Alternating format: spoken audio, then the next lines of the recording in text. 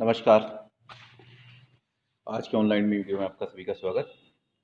आज अपनी क्लास है MCom final ABST paper second management and operation audit, doctor R K Agarwal. आज जो चैप्टर अपन ले रहे हैं ऑडिट का चैप्टर है सेक्शन 227/4A के अंतर्गत जो भी इसमें डेफिनेशन है उस पर चर्चा करेंगे आज। जो सेक्शन 227 है 227/4A के अकॉर्डिंग इसमें क्या क्या नियम है और किस प्रकार से इसकी रूपरेखा है, इसके बारे में अपन चर्चा करेंगे। ऑडिट और सेक्शन 227A के अकॉर्डिंग कंपनी अधिनियम की धारा 2274A के अंतर्गत केंद्र सरकार को यह अधिकार है कि वह सामान्य या विशिष्ट आदेश द्वारा ये निर्देश जारी कर सके कि कुछ निर्धारित कंपनियों के संबंध में अंकेक्षण रिपोर्ट में ऐसी बातों के संबंध में एक विवरण सम्मिलित किया जाए जो उस आदेश में लिखी जाए। माने जो केंद्र सरकार को यह अधिकार है कि जो भी आदेश है उसके अंदर कौन कौन सी बातें लिखी जानी है, ये एक विशेष अध्यादेश के द्वारा इसमें किया जाता है। ऐसा आदेश जारी करने से पूर्व यदि केंद्र सरकार आवश्यक समझे तो भारतीय चार्टर्ड अकाउंटेंट संस्था से भी सलाह ले सकती है। माने ये डिपेंड करता है केंद्र सरकार के ऊपर कि वो इस आदेश की सलाह कहाँ से क्या कर सकता है और कैसे इसको ले सकता है। ये जो अपने सेक्शन 2274A के अकॉर्डिंग है, केंद्र सरकार ने अधिकार का उपयोग करते हुए एक आदेश जारी किया है जिसका नाम है manufacturing and other companies auditor reports order है। इसको क्या नाम दिया? Manufacturing and other companies bracket में ऑडिटर्स रिपोर्ट ऑर्डर क्या है, इसका नाम ये दिया। अब जो ये इसका आदेश का स्वरूप क्या है, इसकी क्या रूपरेखा है, इसके आगे अपन देखते हैं कि इसमें क्या है आदेश का स्वरूप, स्वभाव, नेचर ऑफ ऑर्डर। क्या नेचर होगा इसका? इसमें पहला पॉइंट अपन को दिया है, ये विस्तार से दो पॉइंट की चर्चा करेंगे अपन। एक तो पूरक अंकेक्ष और एक सोशल ऑडिट, एक तो सप्लीमेंट्री ऑडिट और एक सोशल ऑडिट। ये क्योंकि काफ़ी बड़ा पॉइंट है तो इन दोनों पर ही आज आप चर्चा करेंगे। तो फर्स्ट क्या बोल रहा है इसमें? पूरक ऑडिट यानी सप्लीमेंट्री ऑडिट क्या है ये, इसको अपन किस प्रकार से देखते हैं। ये आदेश अंकेक्षण रिपोर्ट से संबंध रखता है। अंकेक्षण रिपोर्ट में इस आदेश के अंतर्गत जो बातें लिखी जाती है वे इन बातों के अतिरिक्त है कि जो कंपनी अधिनियम की धारा 227/2 तथा 217/3 के अंतर्गत लिखी जाती है। इस प्रकार ये आदेश पूरक सप्लीमेंट्री स्वभाव है, माने जो आदेश में लिखी गई है उसके सप्लीमेंट्री स्वभाव के लिए ये है। इसमें दे रहा है कि कंपनी अधिनियम की धारा 227/2 तथा 227/3 के प्रावधान के सभी कंपनियों पर बिना किसी भेदभाव के लागू होते हैं। मैंने किसी में भेदभाव नहीं है, वो सब पे लागू होते हैं। जबकि ये आदेश उन्हीं कंपनियों पर लागू होता है जो इस आदेश में वर्णित है और ये उसी में होते हैं जिसमें ये अपन को डिफाइन किया है।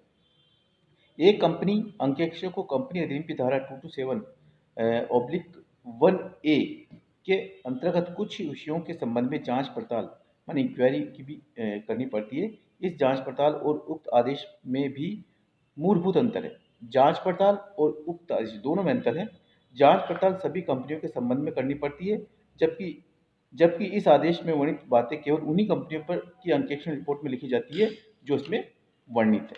माने एक तो देखो जांच पड़ताल सभी कंपनी की होती है और आदेश की कॉपी उसी में कर सकते हैं जिसमें ये अपने को डिफाइन किया है, उसमें कर सकते हैं। इसी बात इससे संबंध किया दूसरी बात अपनी क्या है कि धारा 227(a)(1) के अंतर्गत अंकेक्षक द्वारा केवल जांच पड़ताल करना आवश्यक है। मतलब 227 कह रहा है कि उन्हें जांच पड़ताल करना आवश्यक है और यह आवश्यक नहीं है कि वे प्रत्येक बात पर अपनी रिपोर्ट टिप्पणी दे। इस संबंध में उसे केवल ऐसे मामलों के संबंध में ही टिप्पणी करनी पड़ती है जिसके संबंध में वह टिप्पणी करना आवश्यक समझता है। इस संबंध में उक्त आदेश की स्थिति भिन्न है। अंकेक्षक को इस आदेश में वर्णित सभी बातों के संबंध में अपनी रिपोर्ट में विवरण देना पड़ता है। ठीक है। सरकारी कंपनियों के संबंध में भारतीय नियंत्रक तथा महालेखा परीक्षक द्वारा कंपनी अधिनियम की धारा 619 के अंतर्गत अंकेक्षकों के लिए जो निर्देश दिए गए हैं वे आदेश उन निर्देशों का स्थान ग्रहण नहीं करता। सरकारी कंपनियों के अंकेक्षक को उन निर्देशों का पालन तो करना ही पड़ता है, साथ ही इस आदेश का भी पालन करना पड़ता है कि इस प्रकार ये आदेश धारा सेक्शन 619 के अंतर्गत भारतीय नियंत्रक तथा महालेखा परीक्षक द्वारा निगमित निर्देशों का भी पूरक है। माने जो भारतीय अधिनियम के अंतर्गत महालेखा परीक्षक है, उसने इस आदेश को पूरक आदेश माना है। इस प्रकार कंपनी अधिनियम धारा 227/4 ए के अंतर्गत इस प्रकार के पूरक आदेश, सप्लीमेंट्री आदेश की संकल्पना की गई है। मैंने इस आदेश को उसमें डिफाइन किया है। ये ध्यान रहे कि इस आदेश के अंतर्गत कुछ बातों के संबंध में अंकेक्षक रिपोर्ट में एक विवरण देना आवश्यक है और ये आदेश अंकेक्षक के उत्तरदायित्व को कम नहीं करता। जैसे कि एक आदेश के अंतर्गत क्रय के संबंध में आंतरिक नियंत्रण पर विवरण देना आवश्यक है। इसका अर्थ यह नहीं लगाया जा सकता कि अंकेक्षक का अन्य व्यवहारों से संबंध नहीं है। मैंने कहने का मतलब जो भी इसमें डिफाइन किया है अपन को उसी पर इस पर कार्य करना है और उसी पर अपन को देखना है। इसके बाद जो अपने पास निकल कर आ रहा है सोशल ऑडिट। सोशल ऑडिट ए में क्या दे रखा फर्स्ट पॉइंट अपने पास सोशल ऑडिट ऑर्डर। इसमें अपन को ये दे रखा है कि इसके अर्थ और विशेषता मूल्यांकन किस प्रकार से करेंगे अपन।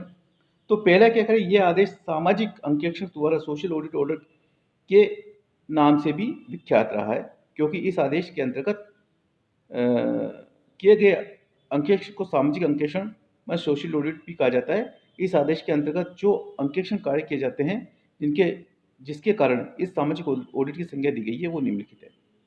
अपन इसको किस प्रकार से करेंगे, संज्ञा क्या है ये देखना अपन को। फर्स्ट क्या बोल रहा है इसमें, क्या कंपनी ये स्थायी संपत्ति के संबंध में उचित लेखे रखे गए, ये देखना है कि कंपनी के स्थायी जो संपत्ति के अकॉर्डिंग लेखे रखे गए हैं। क्या प्रबंधक द्वारा स्थायी संपत्ति को भौतिक सत्यापन किया है, फिजिकल वेरिफिकेशन किया गया है क्या प्रबंधक द्वारा उचित अंतराल से स्टॉक का भौतिक सत्यापन किया गया है, स्टॉक का वेरिफिकेशन सही टाइम पे किया गया नहीं है। क्या भौतिक स्टॉक तथा लेखों के अनुसार स्टॉक में अंतर के साथ लेखा पुस्तकों में उचित प्रकार से व्यवहार लिखा गया है। मैं दोनों को कॉन्ट्राइंटी देखनी चाहिए कि भाई इनका जो भौतिक सत्यापन किया है वो स्टॉक और बुक के अकॉर्डिंग किया नहीं। क्या कंपनी द्वारा ऐसे पक्षकारों जिनमें कंपनी के संचालक का हित है के लिए किए गए ऋणों की शर्तों ब्याज की कंपनी हितों के विरुद्ध तो नहीं है। ये भी देखना है कि जो कंपनी का संचालक है उसके ब्याज की तो ऋणों में जो भी वैधानिक संविधान के अकॉर्डिंग इसका वैल्यूएशन किया गया है। जिन पक्षकारों को ऋण दिया गया है क्या वे ऋण और ब्याज के भुगतान में नियमित है, कंटिन्यू है। जैसे सपोज करो अपन बैंक से या किसी से ऋण लेते हैं तो उसका अपन को टाइमली देना पड़ता है, तो पेनल्टी की संभावना बनती है। तो ये भी इस कंपनी में ऐसे प्रकार से देखना चाहिए कि कोई मिलने वाला है तो नहीं है, किसी को अपने ऋण दे रखा है तो वो अपना जान पहचान तो नहीं है, तो ध्यान देखना चाहिए। देन क्या संपत्तियों के क्रय के संबंध में पर्याप्त आंतरिक निरीक्षण प्रणाली विद्यमान है। जो आपने प्रणाली की है वो आंतरिक विद्यमान है नहीं। क्या ऐसे पक्षकार जिसमें कंपनी के संचालक का हित है, देखना चाहिए हित है भी नहीं। यदि कोई कच्चा माल आदि 50,000 से या उससे अधिक मूल्य का क्रय करता है तो इसके लिए चुकाया गया मूल्य वैसे ही क्रय के लिए अन्य व्यक्तियों के यानी जो जिसका हित कंपनी में है उसने जो माल लिया है वो दूसरे हित के लिए भी हितकारी है नहीं, इसकी तुलना उचित प्रकार से की गई है नहीं। 9 पॉइंट दे रखा है इसमें कि ऐसी कंपनी के संबंध में जिसके प्रतिदिन पूंजी 25 लाख रुपए से अधिक है क्या उचित आंतरिक अंकेक्षण प्रणाली विद्यमान है। इंटरनल जो भी प्रणाली प्रोसेस विद्यमान है नहीं, ये देखना चाहिए। इस प्रकार से उचित आदेश के अंतर्गत अंकेक्षकों को कंपनी के कई प्रकार के व्यवहारों के औचित्य की जांच करनी पड़ती है। इसी कारण से सामाजिक अंकेक्षण की आदेश जरूरी है। एक छोटा सा पॉइंट अपन इसमें और देखेंगे कि जो आदेश के अंतर्गत सामाजिक अंकेक्षण एक भ्रम मना होता ना, भाई कहते हैं ये अपनाते हैं क्या वो सही है नहीं है। इसको एक अपने 2 पॉइंट की मार्फत से समझाएंगे कि उक्त आदेश के जारी होने पर यह दावा किया गया है कि एक बहुत बड़ी सीमा तक सामाजिक अंकेक्षण को वैधानिक मान्यता दी जा रही है। अतः यह समझना आवश्यक है कि सामाजिक अंकेक्षण किसे कहते हैं। सामाजिक अंकेक्षण एक ऐसा मूल्यांकन है जिसमें यह ज्ञात किया जाता है कि एक कंपनी की समाज को क्या देन है और उसे समाज से क्या प्राप्त हो रहा है। मैंने देखना चाहिए कंपनी समाज को क्या दे रही है और क्या उससे प्राप्त कर रही है।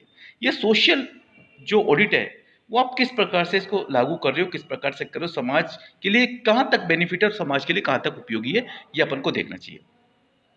इसके अंतर्गत एक उपक्रम की सामाजिक निष्पत्ति को मापा जाता है। माने इसके अंदर एक जो उपक्रम की सामाजिक उत्पत्ति को मापा जाता है। इस कार्य के लिए उपक्रम की निम्नलिखित क्रियाओं को मौद्रिक मूल्य प्रदान किया जाता है। इसमें अपने 2 पॉइंट दे रखे हैं कि जन साधारण से संबंध और वातावरण से संबंधित। इसमें क्या जो भी अपन को देखना है उसमें विचार करना है कि कौन सी है। एक तो जन साधारण संबंधित जो भी उपक्रम या क्रिया आप इस कंपनी में दे रहे हैं तो अंकेशों को देखना चाहिए कि जन साधारण से संबंधित है या नहीं, ये भी अपन को देखना चाहिए। कि फर्स्ट पॉइंट है उपक्रम द्वारा जन साधारण के कल्याण के लिए किए गए कार्यों का मूल्यांकन किया जाना, जैसे विकलांग कर्मचारियों के लिए प्रशिक्षण कार्यक्रम, कर्मचारियों के लिए के बच्चों के लिए स्कूल, चंदा, पिछले वर्ग जो भी पिछले वर्ग के लोगों के लिए कार्य किया गया है वो भी देखना चाहिए। वातावरण किस प्रकार का है, ऑडिटर को सोशल वेलफेयर में देखना कि आप जो कंपनी स्थापन कर रहे हो उसकी कोई इन्वायरमेंट पे क्या इफेक्ट पड़ रहा है, समाज के लिए कोई हानिकारक तो नहीं है। कि कंपनी द्वारा प्राकृतिक वातावरण में सुधार तथा तो विकृति उत्पन्न करने संबंधी क्रियाओं का मूल्यांकन किया जाए। उदाहरण यदि कंपनी सामाजिक पार्क का निर्माण करती है तो इससे वातावरण में सुधार होता है। नेचुरल अगर आप समाज के लिए कुछ करोगे तो आपको भी कुछ मिलेगा, ये इसका पॉइंट है। यदि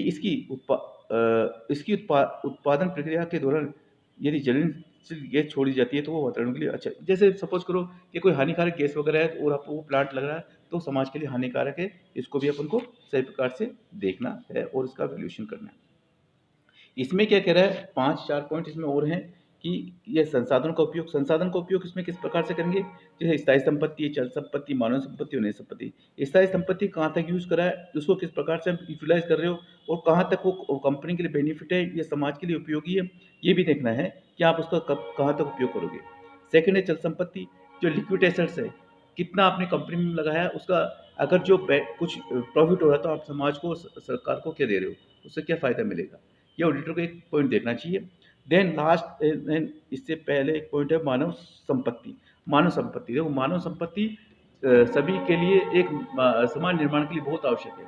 अगर आप मानव संपत्ति का सही उपयोग करोगे तो देश और दुनिया में तरक्की होगी।